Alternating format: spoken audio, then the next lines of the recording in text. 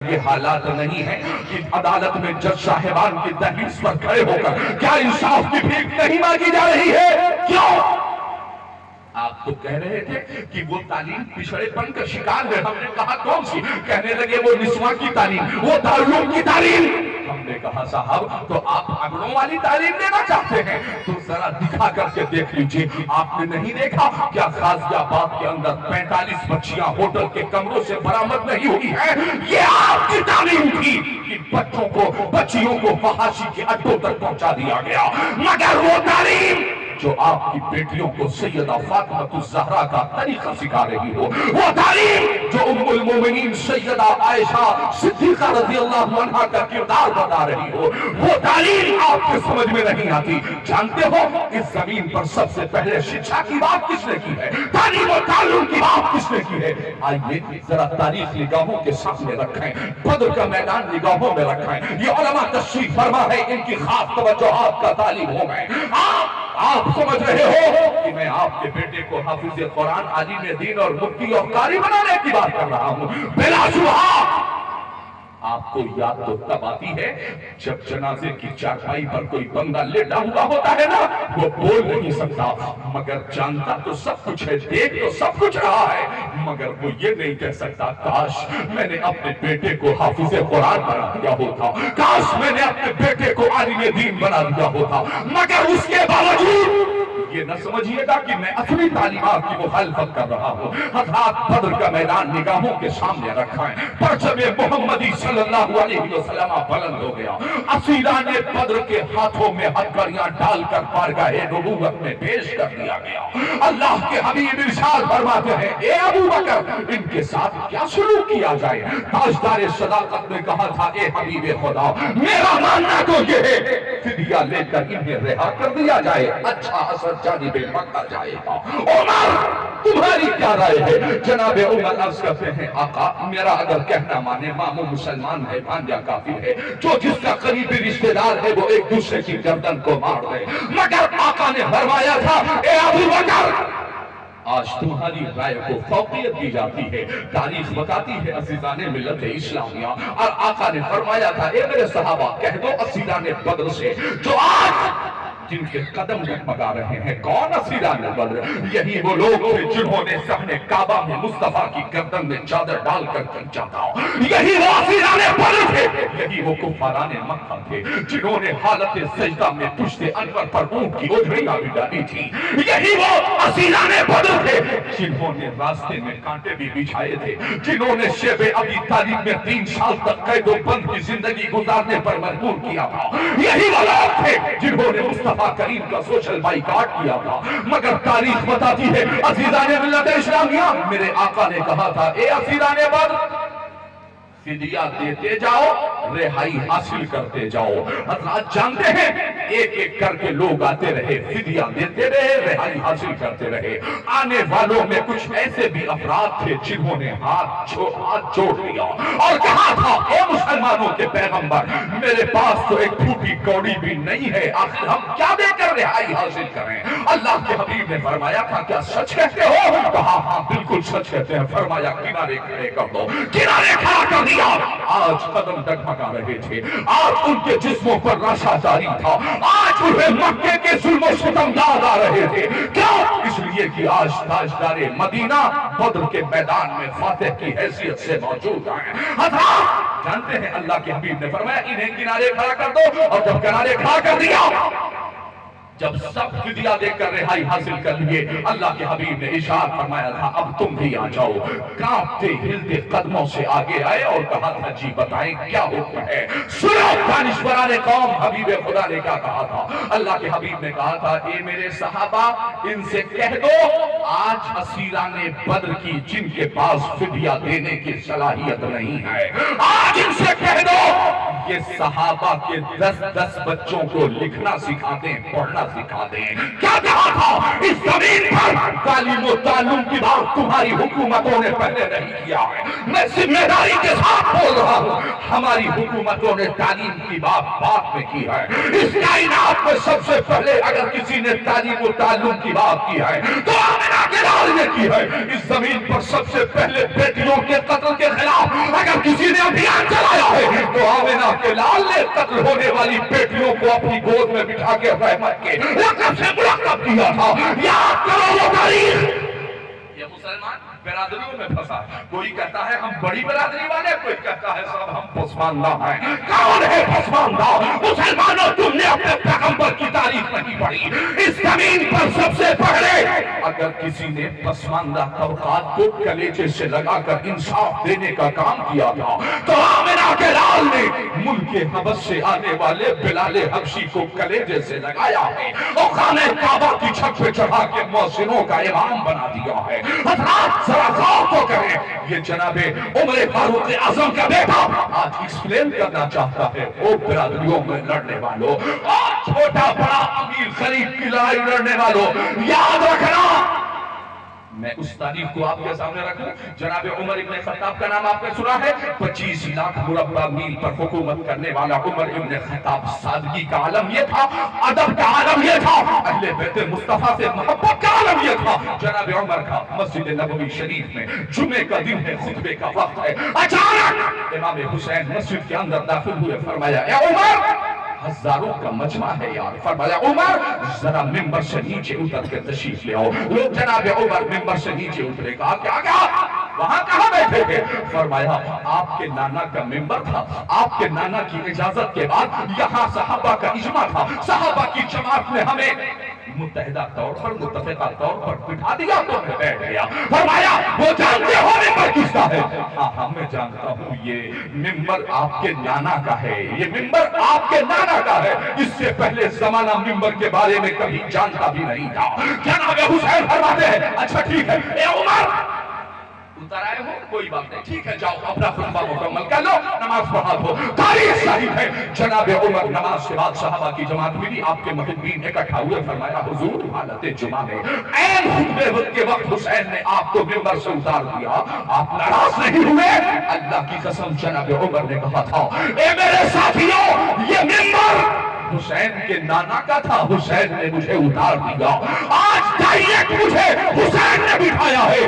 کسی کی ماں نے دودھ نہیں پلایا کہ اب عمر کو ممبر سے اتار سکے. اتنی طاقت کسی کے اندر موجود نہیں. میں اس عمر کی بات کر رہا ہوں جسے قبول اسلام سے پہلے اس زمانے کا سب سے بڑا ڈان کہا جاتا تھا, مافیا کہا جاتا تھا. مگر ایک نگاہ مصطفیٰ نے جناب عمر کو امیر المومنین بنا دیا, امام العادلین بنا دیا, رئیس المنافقین بنا دیا. اور چھوٹے بڑے کی لڑائی لڑنے والوں, آج ارباب فاروقی تمہیں دعوت فکر دے کے جا رہا ہے. آج فضیلت علم کی بات ہو رہی ہے نا, تو آؤ ایک ساتھ بیٹھیں گے. چھوٹا بڑا کوئی نہیں ہوگا, امیر غریب کوئی نہیں ہوگا. اسی ٹوٹی چٹائی پر پسماندہ بھی بیٹھے گا, اسی ٹوٹی چٹائی پر ہر برادری کا بچہ بیٹھے. یہاں اونچ نیچ کی بات نہیں ہو سکتی. میں ایکسپلین کرتا ہوں آپ کو. جناب عمر مسند خلافت پر تشریف فرما ہے. کسی نے خبر دی حضور بلال آ رہے ہیں. بلال کہاں؟ وہ غریب ماں باپ کا بیٹا بلال حبشی, اور کہاں خطاب کا بیٹا عمر. 25 لاکھ مربع میل پر حکومت. کسی سلاطین زمانہ کی حیثیت نہیں تھی کہ جناب عمر سے آنکھ ملا کر بات نہیں کر سکے. مگر تاریخ بتاتی ہے جیسے ہی جناب عمر کو خبر ہوئی بلال آ رہے ہیں, بلال مسجد چھوڑ دی, اٹھے اور دروازے کے پیچھے پروٹوکول مینٹین کر کے جناب عمر یوں ہاتھ باندھ کر کے کھڑے ہو گئے. بلال حبشی کی انٹری دروازے کے اندر ہوئی اور جیسے ہی دیکھا مسجد خالی ہے, کوئی موجود نہیں ہے, پیچھے پلٹ کے دیکھا تو دروازے کے پیچھے جناب عمر پروٹوکول کے ساتھ کھڑے تھے, عزت و احترام کے ساتھ کھڑے تھے. بلال حبشی نے کہا تھا اے عمر, امیر المومنین کیا حد کر رہے ہیں آپ؟ کہاں عمر, کہاں بلال, کہاں خطاب کا بیٹا اور کہاں غریب ماں باپ کا بیٹا, کہاں عربی اور کہاں حبش کا رہنے والا, حضور کیا کر رہے ہیں آپ؟ جناب عمر نے اپنی انگلیوں کو بلال حبشی کے لبوں پر رکھ دیا. فرمایا بس بلال اس کے آگے نہ بولنا, اس کے آگے کچھ نہ کہنا. ہم نے جب جانا جب زبان مصطفیٰ سے ہم نے تیری مدسرائی سنی ہے, جب تیرے بارے میں مصطفیٰ کریم کی زبان فیض ترجمان سے ہم نے تعریف کے جملے سنے. کہا کب سنا آپ نے؟ جناب عمر فرماتے ہیں فتح مکہ کا دن تھا, کریم آقا کی بارگاہ میں صحابہ کی ایک جماعت آئی اور کہا تھا اے میرے آقا فتح مکہ کا دن ہے، حضور بلال کے علاوہ کسی اور عربی صحابی سے کہہ دیں کہ وہ اذان پڑھ دے کیونکہ فتح مکہ کا دن ہے۔ جناب عمر فرماتے ہیں صحابہ کی موجودگی میں ہم نے مصطفیٰ کریم کے چہرے پاک پر پریشانی کے آثار دیکھے، غصے کے عالم میں میرے آقا نے فرمایا تھا، کیا کہا؟ بلال کی جگہ کوئی اور اذان پڑھ دے، کیوں؟ کہا حضور کوئی عربی، کوئی یہاں لوکل کے شہری اگر اذان پڑھ دے تو بہت اچھا ہوگا۔ آقا نے ارشاد فرمایا تھا خبردار، شیب ابی طالب نے قید و بند کی زندگی گزار کے اذان پڑھے تو میرا بلال بدر کے میدان میں تلواروں کی چھاؤں میں اذان پڑھے تو میرا بلال احد اور خندق میں صعوبتوں کا سامنا کر کے اذان پڑھے تو میرا بلال۔ آج فتح مکہ کا دن ہے تو اذان کوئی اور پڑھے گا نہیں، آج بھی اذان پڑھے گا تو میرا بلال، آج بھی اذان پڑھے گا تو میرا بلال۔ بلال حبشی کو حکم ہوا بلال جاؤ اذان پڑھو، تو روز اذان پڑھتے تھے قبلے کی طرف منہ کر کے، آج کعبے کی چھت پر چڑھ گئے اور جب چھت پہ چڑھے تو دماغ گھوم گیا، دماغ نے کام کرنا بند کیا۔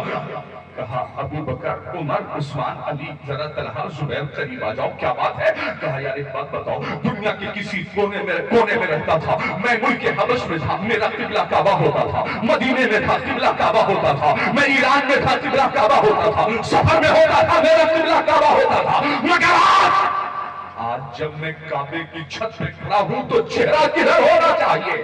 صحابہ کی محبتوں پر قربان جناب ابو بکر نے کہا تھا اے بلال دنیا کے کسی گوشے میں رہے گا تیرا قبلہ کعبہ ہونا، مگر جب تو کعبے کی چھت پہ کھڑا رہے گا تو تیرا قبلہ چہرہ مصطفیٰ ہوگا، جدھر میرے آقا کا چہرہ ہے ادھر ہی چہرہ کر کے اذان پڑھ دے۔ کبائری کے امام نے کہا تھا حاجیوں آؤ شہنشاہ کا روزہ دیکھو، کعبہ تو دیکھ چکے اب کعبے کا کعبہ دیکھو۔ حضرات میں عرض کر رہا تھا کہ اسیران بدر سے میرے آقا نے کہا تھا صحابہ کے 10 بچوں کو لکھنا سکھا دو، پڑھنا سکھا دو۔ صحابہ کی ایک جماعت حضور کی بارگاہ میں آئی، یا رسول اللہ یہ اسیران بدر جو نہ قرآن کو مانتے ہیں نہ حدیث کو مانتے ہیں، آقا کون سی تعلیم ہے آپ کے بچوں کو، صحابہ کے بچوں کو کیا سکھا دیں گے؟ حضور کو کہنا چاہیے تھا اچھا جب حدیث قرآن جانتے ہی نہیں مانتے ہی نہیں تو ان کی چھٹی ہے جانے دو، مگر آقا نے صحابہ سے کہا تھا اے میرے صحابہ یاد رکھنا میں اسیران بدر کو صحابہ کے بچوں کو کیا پڑھنے کے لیے کہہ رہا ہوں، کیا پڑھانے کے لیے کہہ رہا ہوں، حدیث اور قرآن نہیں، دنیا کا وہ تمام علم جو ان کے پاس ہے صحابہ کے بچوں کے پاس نہیں ہے، تاکہ حدود مدینہ سے باہر نکل کر جب اسلام کی تبلیغ اسلام کی نشر و اشاعت کے لیے صحابہ کے بچے نکل رہے ہو تو انہیں انگریزی زبان کا آنا ضروری ہے، انہیں میتھمیٹکس کا آنا ضروری ہے، انہیں اکنامکس کا آنا ضروری ہے، انہیں دنیاوی تعلیم کا آنا ضروری ہے۔ کون بتا رہا ہے علم کی بات سب سے پہلے کون کر رہا ہے؟ آمنہ کے لال نے سب سے پہلے اس زمین پر علم کی بات کی ہے، اور جانتے ہو یہی وہ علم جسے قرآن نے کہا سورہ زمر کی آیت نمبر 9 کیا عالم اور جاہل برابر ہو سکتے ہیں؟ قرآن کہتا ہے کہ یہ برابر نہیں ہو سکتے، جانتے ہیں کیوں؟ اس لیے کہ عالم علم رکھتا ہے کہ جانکار ہے، اور ایسا نہیں کہ صرف ان کا علم نہیں۔ ایک بزرگ فرماتے ہیں کہ بڑے بڑے شہنشاہ بادشاہ اور سلاطین زمانہ بھی ایک حجام کے سامنے اس کے سیلون میں اپنے سر کو جھکا لیتے ہیں، وہ دائیں کرتا ہے تو دائیں، وہ بائیں کرتا ہے تو بائیں، وہ نیچے کرتا ہے تو نیچے۔ کہا جانتے ہو کہ بادشاہ بھی حجام کے سامنے سر کیوں جھکاتے ہیں؟ اس لیے کہ وہ بال کاٹنے کا علم رکھتا ہے، یعنی اس کا بھی علم۔ آپ حج عمرہ کرنے کے لیے جائیں، اگر پائلٹ اگر آپ کو طیارہ اڑا کر کے فلائٹ لے کر کے نہ جائے تو ایمانداری سے مجھے بتائیے کیا آپ حج عمرہ کرنے جا سکتے ہیں؟ آپ کا جواب ہوگا نہیں، کیونکہ وہ علم رکھتا ہے جہاز کے چلانے کا۔ جب دنیاوی علم کا کیا عالم ہے تو پھر اس علم کا کیا عالم ہوگا کہ جس کے بارے میں اللہ کے حبیب نے فرمایا کہ میرے پروردگار نے جسے علم کے راستے پر چلا دیا سمجھ لو وہ جنت کے راستے پر چل رہا ہے۔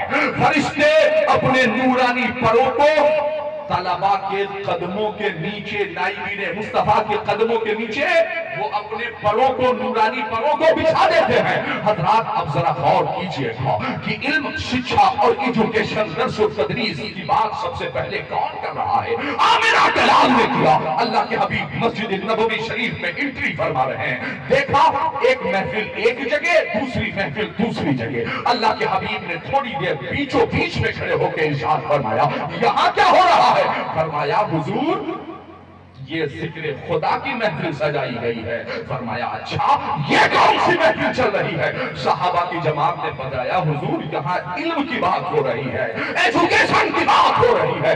اللہ کے حبیب نے فرمایا ذکر کی محفل میں بیٹھنے والے بھی خیر پر ہیں اور علم کی محفل میں بیٹھنے والے بھی خیر پر ہیں۔ اتنا کہا اور پھر حضور خود علم کی محفل میں جا کر کے بیٹھ گئے۔ صحابہ نے پوچھا یا رسول اللہ آپ ذکر کی محفل میں کیوں نہیں گئے؟ اللہ کے حبیب نے فرمایا اللہ نے مجھے معلم بنا کے بھیجا ہے، اس لیے میں علم کی محفل میں بیٹھ رہا ہوں۔ حضرات وہ علم، وہی علم صحابہ کے راستے سے ٹرانسفر ہوتا ہوا۔ آئیے دور جدید کی بات اگر میں کر لوں تو آپ کو اس بات کا بخوبی اندازہ ہو جائے گا۔ علم اگر عمل کے ساتھ ہو تو بندے کو ترقیاں بھی ملتی ہیں، کامیابیاں بھی ملتی ہیں۔ آپ کہیں گے صاحب کس علم کی بات کر رہے ہیں؟ میں علم کی بات کر رہا ہوں امام احمد رضا خان فاضل بریلوی علیہ رحمت و رضوان کی وہ علم۔ آپ کی بات، آپ جبل پور تشریف لے کر کے گئے، آپ کے خلیفہ جبل پور میں رہتے تھے، کٹنی جبل پور تشریف لے کر کے گئے فاضل بریلوی، اور جب تشریف لے کے گئے تو جمعے کا دن آ گیا۔ حضور آپ کے خلیفہ نے کہا حضور والا جمعے کی نماز آپ فرما دیں۔ اذان اندر مسجد میں امام کے سامنے، اکثر مسجدوں میں آپ نے دیکھا ہوگا کہ ٹھیک جہاں خطبہ پڑھنے والا ممبر ہوتا ہے اس کے ٹھیک سامنے لوگ کھڑے ہو کر کے اذان پڑھتے ہیں۔ فاضل بریلوی نے جب دیکھا تو فرمایا کہ مؤذن صاحب آپ اذان مسجد کے بالکل اینڈ پر جا کر کے وہاں اذان پڑھیے۔ بس افراتفری کا ماحول ہو گیا، کچھ اپنے بھی تھے کچھ پرائے بھی تھے۔ انہوں نے کورٹ میں جا کر کے باقاعدہ پٹیشن دائر کر دیا اور کورٹ میں جا کر کے انہوں نے عرضی دائر کر دی، کہا صاحب ایک مولانا صاحب آئے ہیں، صدیوں سے ہمارے ہاں یہ روایت ہے کہ اذان ٹھیک امام صاحب کے سامنے کھڑے ہو کر مسجد کے اندر پڑھی جاتی ہے، مگر ایک مولانا صاحب نے نئی روایت قائم کر دی اور کہا اذان مسجد کے باہر جا کر کے پڑھو۔ جج صاحب نے طلب کر لیا، تاریخ طے ہو گئی، فلاں تاریخ کو آپ کو کورٹ میں پیش ہونا ہے۔ امام احمد رضا خان فاضل بریلوی نے جو جج کا اردنی تھا، جو لوگوں کو آواز دیتا ہے نا، وہ آپ کا بڑا معتقد تھا۔ فاضل بریلوی نے ملاقات کی اور ملاقات کے بعد کہا دیکھو ایسا معاملہ ہے جیسے میں بتا رہا ہوں، عدالت میں جج صاحب جیسے ہی مجھے آواز دیں گے تو مانا، اور جیسے میں کہہ رہا ہوں ویسے تم اس بات کو ریپیٹ کر دینا۔ تو کہا ٹھیک ہے۔ حضرات مقدمے کی فائل کھل گئی، جج صاحب نے آواز دی، اردنی جی حضور کیا حکم ہے؟ امام مولانا احمد رضا خان والنبی علی خان کو حاضر کیا جائے۔ اتنا جیسے ہی جج صاحب نے کہا تو اردنی کھڑا ہوا جج صاحب کے سامنے اور دونوں انگلی کان میں ڈالی اور جج صاحب کے طرف دیکھ کر کے کہنے لگا مولانا احمد رضا خان والنبی علی خان عدالت میں حاضر ہو۔ تو جج نے کہا تھا میاں بلانا ہے احمد رضا کو، جج کو نہیں بلانا ہے، میں تو یہاں بیٹھا ہوا ہوں، جسے بلانا ہے اسے بلایا جائے۔ تو اردنی نے کہا تھا صاحب آپ کا جو مسئلہ ہے وہ یہی واضح ہو جا رہا ہے، صاحب آپ کہہ رہے ہو باہر والوں کو بلانا ہے، اس لیے باہر جا کے ہمیں آواز دینی پڑے گی۔ یہی مسئلہ تو میرے مولانا صاحب کا ہے، مولانا صاحب کہہ رہے ہیں کہ سارے نمازی موجود ہیں، جو چھوٹے ہوئے ہیں دوبارہ باہر اذان پڑھ کے انہیں بلا دیا جائے۔ جج نے کہا یار واقعی میں یہ میرے معاملے کا جواب ہے، ٹھیک بات ہے، جاؤ میں اعلان کرتا ہوں احمد رضا اکبر ہے، اسے باعزت بری